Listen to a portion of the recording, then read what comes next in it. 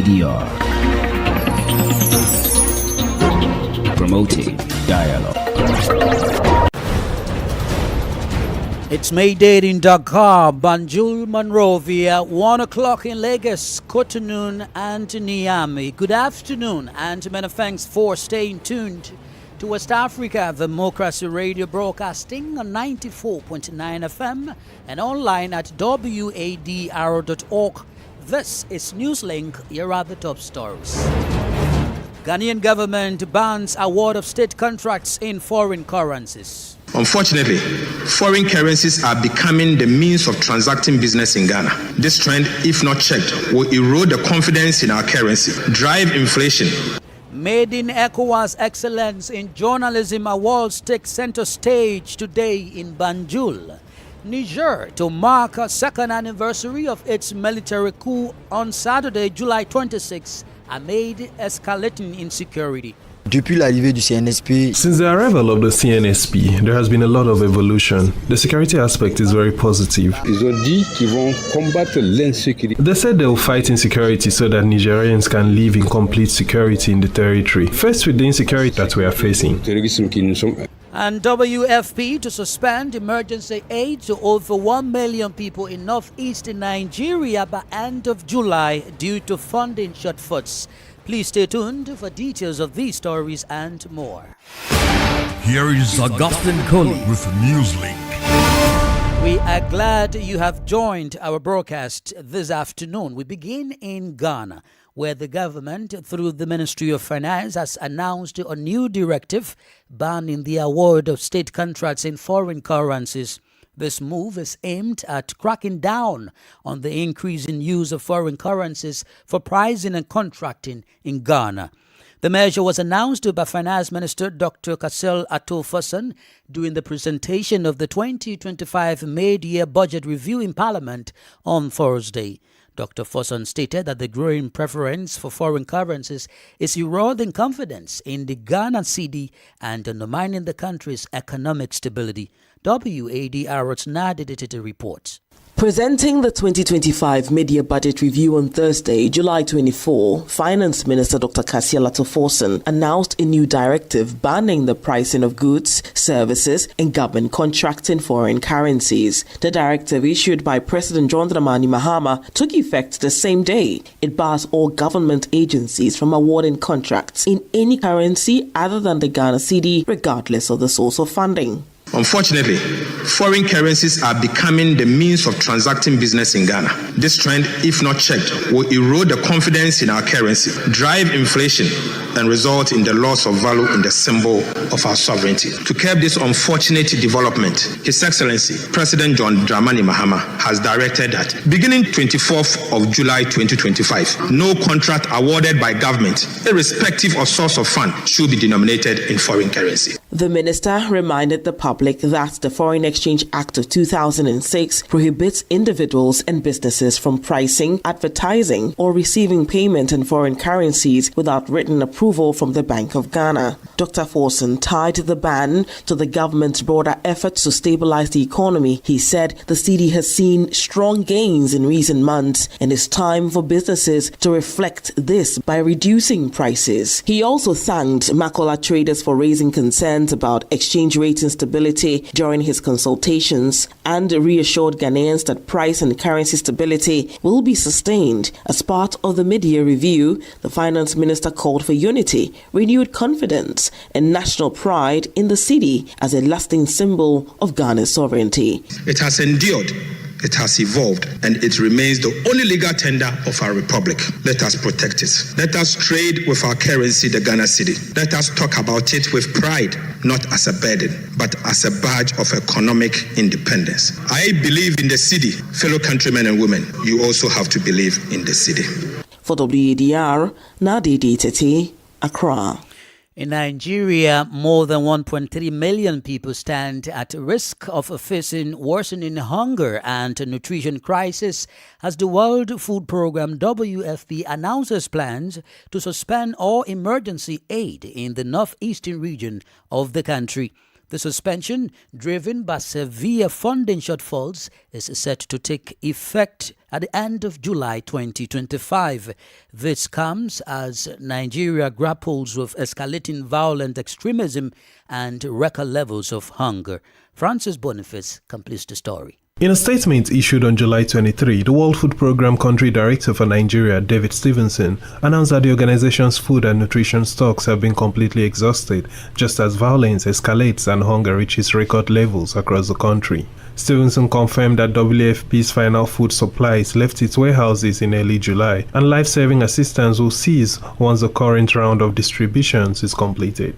He warned that children will be among the worst affected by the suspension, noting that over 150 WFP-supported nutrition clinics in Borno and Yobe states will be forced to close. The situation, according to him, will end potentially life-saving treatment for more than 300,000 children under the age of 2, placing them at heightened risk of malnutrition. The UN official stated that WFP urgently requires $130 million to avert the imminent pipeline break and sustain its food nutrition operations through the end of 2025. In the first half of 2025, the WFP reached 1.3 million people in northern Nigeria with emergency food and nutrition aid, helping to hold hunger at bay. Plans were in place to extend support to an additional 722,000 people in the second half of the year, but the organization said critical funding shortfalls now threaten to derail those efforts.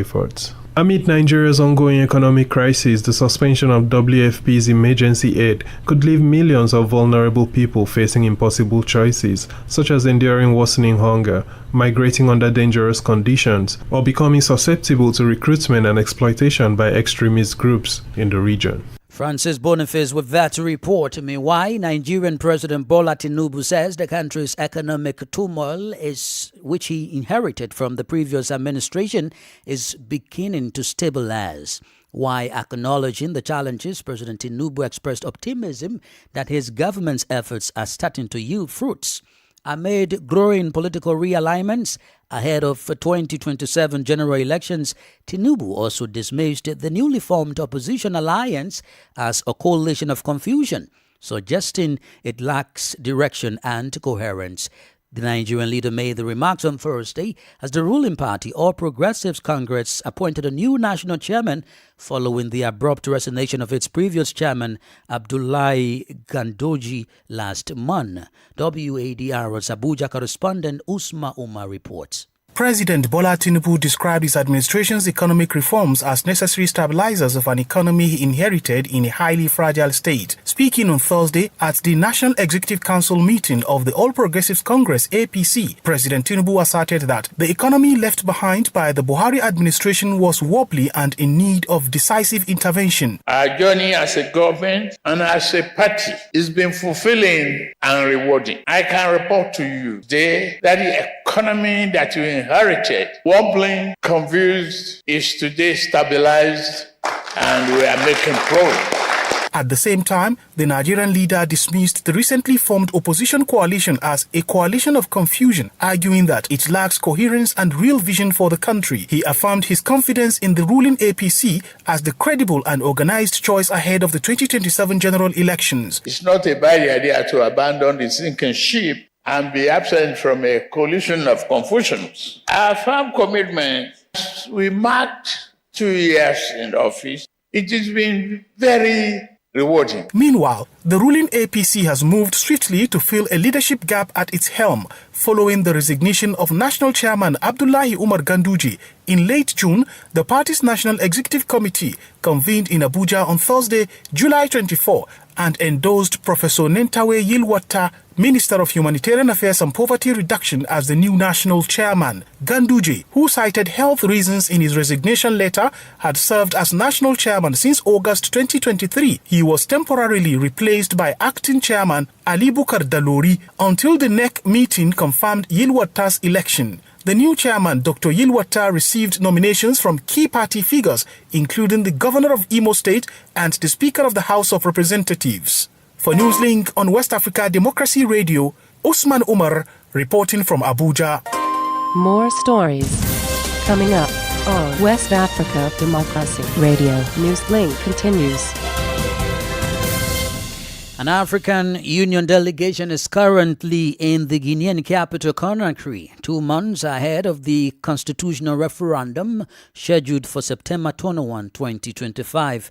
The primary objectives of this mission is to assess the country's institutional, logistical and political needs in order to support the transition towards a return to constitutional order. Additionally, the AU delegation plans to hold meetings with representatives of the political class and civil society organizations.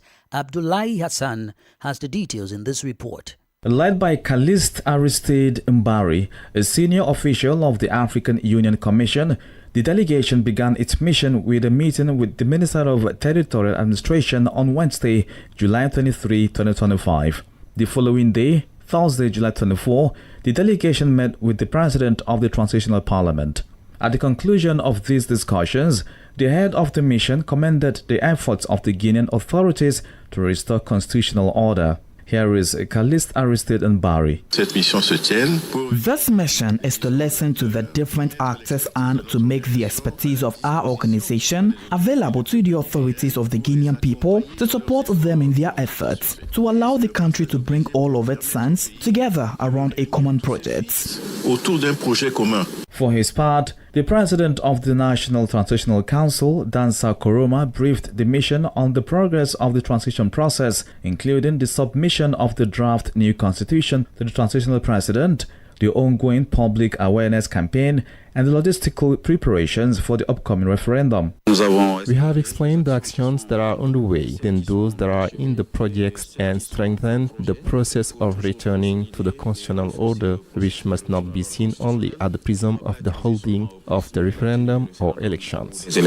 While in Guinea, the African Union Mission also plans to meet with members of the political class, civil society organizations, and African diplomats accredited in the country. The AU mission's objective is to ensure that all national stakeholders are involved in the successful conduct of the referendum, a key milestone on the path to a return to institutional order.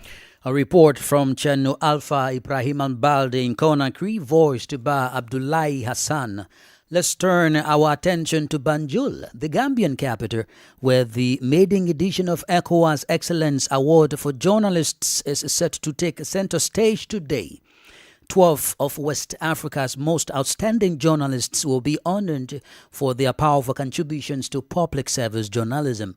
The awards form a key part of ECOWAS' 50th anniversary celebrations and has been held under the patronage of Dr. Omar Aliyu Touré, President of the ECOWAS Commission. Sankule Janko has the details. The prestigious ECOWAS Journalism Awards ceremony, organized by the ECOWAS Commission's Directorate of Communication, is a highlight of the celebrations marking years of the regional bloc. The award-winning stories were selected for their compelling storytelling, spotlighting how ECOWAS programs are transforming lives across West Africa. From television to radio, print to digital, the honored journalists have tackled major themes including regional integration, peace, development and prosperity with clarity, creativity and courage. The awards will be presented under the patronage of Dr. Omar Touré, President of the ECOWAS Commission. It should be noted that the winners were chosen by a distinguished panel of 7 jurors who met in Abuja, Nigeria from April 9 to 12. The jury was composed of media and communication experts representing ECOWAS's 3 official languages, English, French and Portuguese.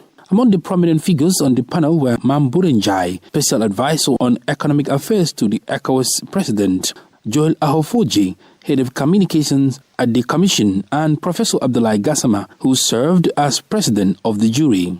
According to the organizers, the jury conducted a meticulous review of entries across all categories, starting with television, and evaluated submissions based on originality, ethics, technical quality, and overall impact, leading up to today's much-anticipated awards ceremony. Sankule Janko fight that report. You are still listening to Newslink here on West Africa Democracy Radio, broadcasting from Dakar, Senegal. Here is a reminder of our top stories. Ghanaian government bans award of state contracts in foreign currencies. Made in ECOWAS Excellence in Journalism Awards take center stage today in Banjul. WFP to suspend emergency aid to over 1 million people in northeast Nigeria by end of July due to funding shortfalls. Still ahead, Niger to mark a second anniversary of its military coup on Saturday, July 26, amid escalating insecurity. We also have guest interview and sports news. Please stay with us. Fresh and breaking news all the time.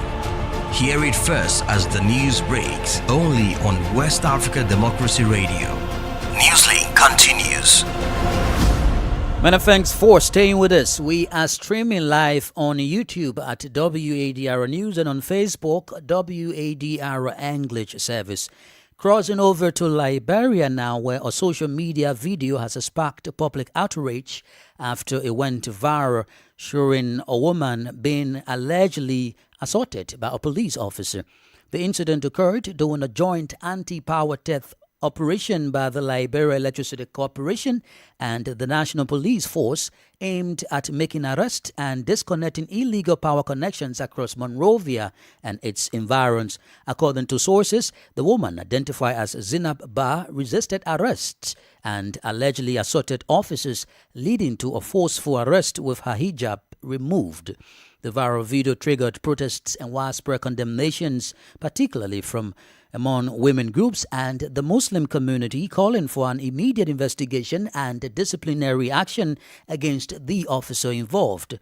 WADR's Monrovia correspondent Ibrahim Parker reports. The incident inspired immediate outrage from women's groups, most notably the Liberia Muslim Women Network, which issued condemnation of the police officers' actions. Instead of solidarity, the Federation of Muslim Associations, represented by Mohammed C., also decried the officers' conduct. The group described the incident as counterproductive to peace and an act of embarrassment that has no place in society. This is not only a moral failure by Liberia National Police, it's a legal, constitutional, and human rights disaster on camera, violation of women's rights and protection of gender-based violence. Additionally, the Fuller Students Association, through its president Amanu Basso, issued a 14-day ultimatum demanding the dismissal of the officers involved, calling the actions unacceptable and shameful to the religious sentiments of the community.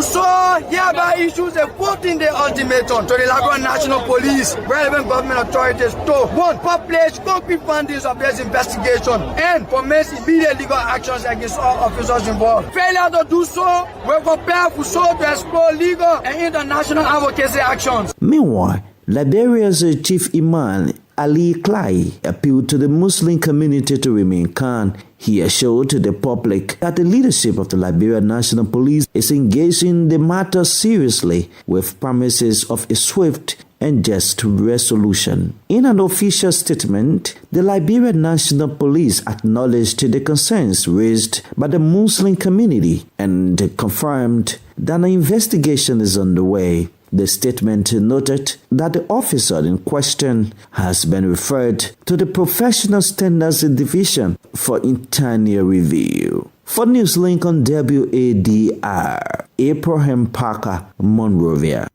Let's now head to the Central Sahel region, where Niger is set to mark the second anniversary of its military coup on Saturday, July 26. As a reminder, on July 26, 2023, the Nigerian military hosted President Mohamed Bazoum, accusing him of poor governance and failing to adequately address the country's growing terrorism threat. Led by General Abdurrahman Chiani, the military junta promised to prioritize national security and restore stability. But 2 years on, concerns are mounting over the effectiveness of the fight against terrorism, with many questioning whether the promised progress has truly been achieved. Christopher Teacher has the details in this report. 2 years after the military seized power, promising to end ongoing security crisis, many citizens remain cautiously optimistic about the progress made in the fight against terrorism. Since the arrival of the CNSP, there has been a lot of evolution. The security aspect is very positive. The fight is not over. We are moving forward positively on the security level. Now the government, the CNSP, they're putting all the means to ensure that all Nigerians sleep in peace. We have seen for ourselves the last time the retreat establishment in the region of Tira. So this is just the beginning. We will win. While some residents of Niamey give a positive assessment of the military leadership, civil society organizations urge a more measured outlook. They stress the need for increased efforts, noting that the security threat remains serious today as it was 2 years ago. Abdullahi Aide Hassan, coordinator of the movement One Niger for Justice and Equity, echoed this sentiment, calling for greater vigilance and action. They said they will fight insecurity so that Nigerians can live in complete security in the territory, wherever they are. We wanted to remind them of the order. First, with the insecurity that is increasing every day, we asked the CNSP to put in place a lot of adequate means to respond proportionally to the insecurity and terrorism that we are facing. In recent months, the Nigerian army has sustained significant losses in a series of terrorist attacks. To bolster its efforts, Niger has joined forces with Mali and Burkina Faso to form the confederation aimed at more effectively combating terrorism across the Central Sahel. Christopher, our teacher, with that report, crossing over to neighboring Mali, where the Charter of Peace and Reconciliation was presented to transitional President General Assimi Goïta a few days ago. This charter is based on 3 fundamental principles: national unity, social cohesion, and reconciliation. Malians are now awaiting the implementation of this text, which replaces the Orchard's Peace Agreement. In the current context of the country, can this new charter help achieve the much sought-after peace? Siddiq Abba, a journalist and security analyst specializing in the Central Sahel, provides analysis of the situation. La charte actuelle est l'aboutissement d'un processus. À partir du moment The current charter is the result of a process. As soon as we put the local committees, the departmental committees, the yellow committees forward, there is a greater chance that this charter will be appropriated and that its implementation will be in consensus with all the parties present. I believe that the approach gives efficiency gauges because it is about involving the populations, not only the signatory parties as we saw in the previous agreements, which explain why the agreements did not work. Now there is an innovative approach with the involvement of the population at the base level, at the regional level, at the local level. I think that this is a lever that the current power has the intelligence to act. Extrémistes qui n'ont jamais été partie prenante. Siddiq Abba is a journalist and security analyst specializing in the Central Sahel region. Politics, analysis on major news, social matters, and all. This is A Guest. The guest segment this afternoon takes us back to Mali, where the transitional President Assimi Goïta received the Charter of Peace and Reconciliation a few days ago. The current context of the country, can this new charter help achieve the much sought after peace? Let's have the detailed analysis by Siddiq Abba, journalist and security analyst in the Sahel. La charte actuelle est l'aboutissement d'un processus. The current charter is the result of a process. From the moment the charter was implemented, the actors involved in the process of appropriation of the charter, since, as we know, the Algerian Accord, which it replaces, was not appropriated by the population and had difficulties in being implemented. Finally, this agreement with Algiers was dissolved in January 2024, and this charter has been replaced. And this charter has become more inclusive, with the exception of extremist groups that have never been a part of it. There are also the challenges now of seeing how the front of the liberation of the Azawad will be positioned, which is a formal coordination of the Azawad movement, signatory to the Algerian Accords. The charter encourages traditional mediation mechanisms and reparative justice. Peace committees have been established throughout the country to ensure that these two levels are effective. So what should be the strategy to ensure the efficiency of these two levels? Oui, je crois que ce qui a manqué à l'accord d'Alger. Yes, I think what was missing in the Algiers agreement was appropriation. The agreement was a document of people in the EU. It was not appropriated. From the moment we put the local committees, the departmental committees, the regional committees forward, there is a better chance that this charter will be appropriated and that its implementation will be in consensus with all the parties present. I believe that the approach gives efficiency gauges because it is about involving the populations, not only the signatory parties as we saw in the previous agreements, which explain why the agreements did not work. Bamako is planning 100% Malian dialogue without external mediation, while Algeria is already proposing it. Algeria, which was a mediator in the peace agreement with Mali, which was eventually broken. So what is the feasibility of a discussion without an arbiter? Today, the option clearly defined by the authorities of Mali since last year is that of an inter-Malian dialogue without an external intermediary, because external mediation also has disadvantages. The mediators often, when they are several, have their own agenda that is not that of the country. Mali has made the choice of an inter-Malian dialogue without an external intermediary. We have to experiment this way, but the main issue is not external mediation, but the inclusive character. The authorities must have the capacity to make an inclusive agreement as possible, even without an external mediator. If the agreement is inclusive and we take religious and traditional legitimacy as a leading factor for implementation, it can give results. Speaking of inclusivity, should we expect to have independent armed groups accepting the new peace charter? Non, je pense que pour l'instant, ils ne vont pas l'accepter. No, I think that for now they will not accept it. We have to work with them to see how they can be integrated in the process. Their position today is not to accept a text to which they were not associated from the beginning. But we will have to keep open the channels of discussion with the group that has a political claim. The claim that leads to the creation of a state of Azawad in Moldova that cannot prosper in the current context where we are looking to make great assemblies. From the moment those who have this claim can abandon it, there is a possibility to discuss and find an agreement. Sadiq Abba is a journalist and security analyst specializing in the Central Sahel region. In the world of sports, the 2024 CAF Total Energies Women's Africa Cup of Nations WAFCON third place match will bring together two of the continent's fiercest rivals, South Africa and Ghana, in what promises to be a gripping final under the lights of Casablanca. Set for this evening at the Labi Zouali Stadium, the encounter will not only determine who claims the bronze medal, but also set a score dating back of 2016, when Ghana edged South Africa 1-0 to finish third in Yaoundé, Cameroon. And that's the latest in the world of sports. With that, we've come to the end of this edition of Newslink here on West Africa Democracy Radio, broadcasting from Dakar, Senegal. Thank you for listening. And many thanks to Falilu So and Umu Danyogo for the technical assistance. To join our social media platforms, X, Instagram at WADR English, and on Facebook, WADR English Service, for more news and programs. At 1 p.m., Demba Amaan will be here with the news in French, which is Info chez vous.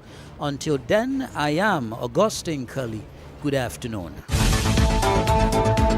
And many thanks to you for listening to Newslink via Hot 104.3 FM, Newmi FM 94.0, Hilltop Radio 104.7 FM, and Veritas Radio 102.9 in Banjul, the Gambia. We also appreciate our listeners in Liberia via Alternative Youth Radio 98.9 FM, Lofa County. Radio Kagama 90.